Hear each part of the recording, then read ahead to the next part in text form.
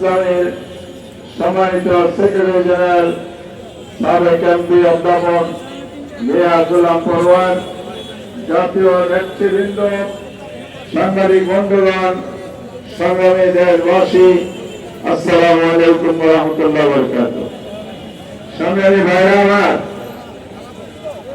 বিগত দিনে আমরা যদি দেখি, বাংলাদেশের ফ্যাসিবাদী আমলে সীমান্তে গড়ে 350 করে বাংলাদেশের নাগরিককে হত্যা করা হতো।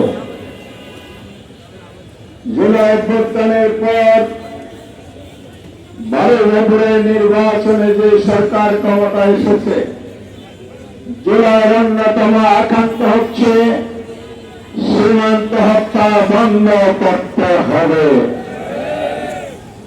এই সরকার কি সীমান্ত হত্যা বন্ধ করতে পেরেছে?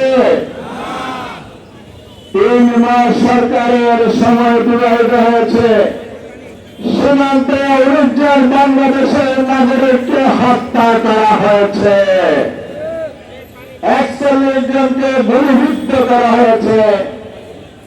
আর সীমান্ত রক্ষার যে বিজিবি